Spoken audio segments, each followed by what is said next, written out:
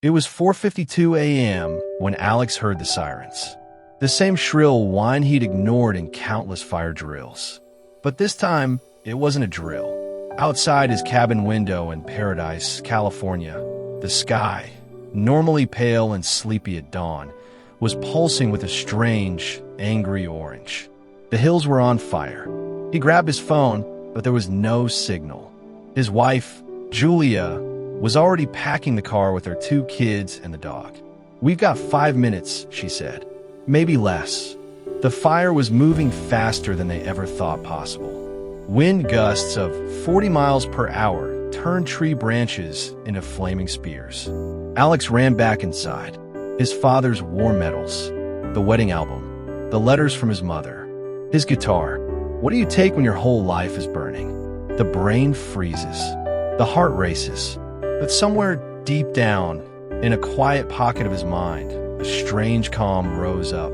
3 months ago, Alex had started a practice after reading Meditations by Marcus Aurelius.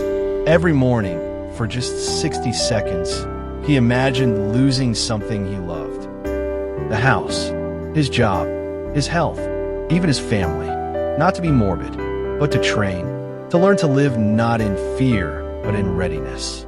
One morning, sitting with his coffee, he'd stared at a photo of Julia laughing by the lake and asked himself, what if she was gone tomorrow? He felt his stomach twist.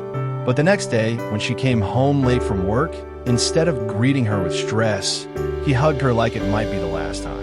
That practice, Premeditatio Malorum, began changing everything. It didn't make him fearful. It made him grateful, prepared. Back in the present, with smoke swallowing the town, Alex dropped the medals. He grabbed his daughter's blanket instead. When they finally pulled away from the house, the rearview mirror reflected a nightmare. Trees split open like matchsticks, roofs collapsing like cardboard, and ash falling like snow. 10 minutes later, the house was gone. Days passed, then weeks.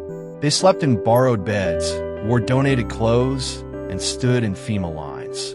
Other survivors fell apart. One man cursed the sky. Another couldn't speak for 3 days.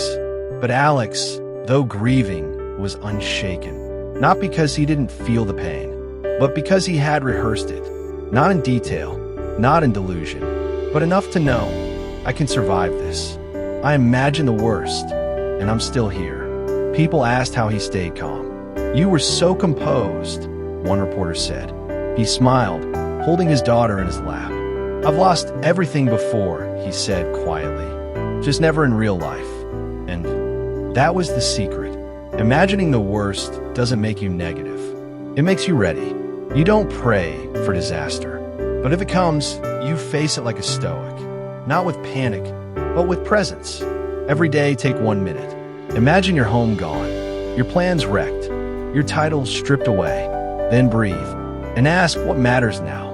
Because when the worst finds you, and it always does, it won't break you. You'll have already been there and made peace with it. Imagine the worst, not to live in fear, but to live with strength. Because what you can survive in your mind, you can survive in the world. If you want peace, don't avoid the storm. Walk into it in your mind. Because what you prepare for can never control you. If this story inspires you, subscribe to this channel for more life-changing stories.